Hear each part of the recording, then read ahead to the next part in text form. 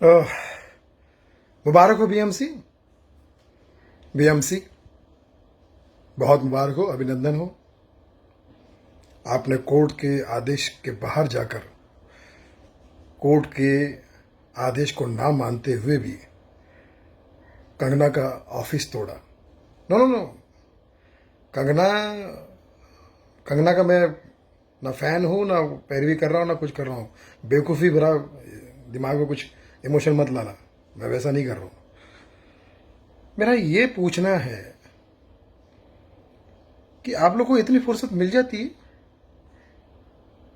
इतने जल्दी आप पहुंच जाते हो इलीगल किसी का कंस्ट्रक्शन तोड़ने के लिए, और वो भी तब जब वो बना दिया गया। तब कहाँ थे आप? जब बन रहा था तब कहाँ थे? बनने के 8-9 महीने बाद, 1 साल बाद आपको याद आता है कि वो इलीगल कंस्ट्रक्शन। क्यों? क्योंकि आपको किसी ने इलीगल तरीके से तोड़ने के लिए बोला है। अरे शर्म करो भाई, शर्म करो। बीएमसी वालों, आम जनता के टैक्स से तुम्हारा पगार जाता है और तुम आम टैक्स जनता की जो नाक में दम करते हो। एक गरीब रेडी वाला बेचारा रोड पर अपने बच्चों को पालने के लिए चने मुरमुरे की दुकान लगाता, उसकी रेडियां तोड़ जाते हो तुम लोग। हाँ, एक गरीब आदमी हॉस्पिटल के बाहर नो पार्किंग में अपनी गाड़ी लगाता है, ठीक है, तो उसकी गाड़ी उठा कर ले जाते हो तुम लोग। हाँ,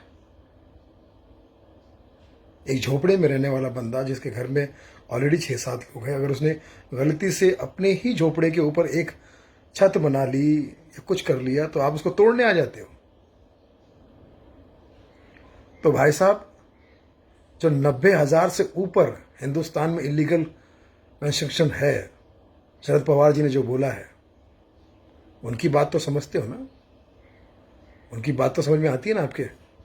शरद पवार जी क्या बोलते समझ में आता है ना आपके? आप तो खूब समझते हो। तो भाई साहब, वो भी तोड़ो। क्यों? क्यों नहीं तोड़ोगे वो? और तोड़ने की बात तो बाद में आती है, बनाने क्यों दिया आपने? इसका मतलब कि बनाने में आपका कोई झोल था। बनाने में कोई झोल था आपका। मेरे बिल्डर ने जब मुझे Lido tower Santacruz west Shahrukh Khan के ऑफिस के पीछे, गौरी डिजाइन के पीछे, जब मुझे फर्स्ट फ्लोर पे पहली बार जब मैं रहने आया, तो मुझे उसने बोला कि आप फर्स्ट फ्लोर का आपका गार्डन भी आप ही का है।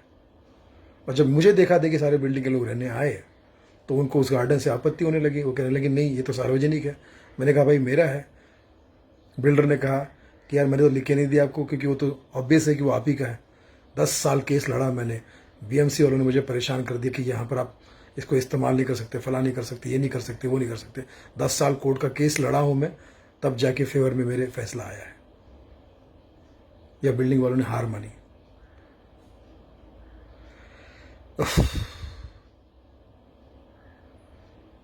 दुनिया का सबसे बड़ा सीसीटीवी है ऊपर वाला।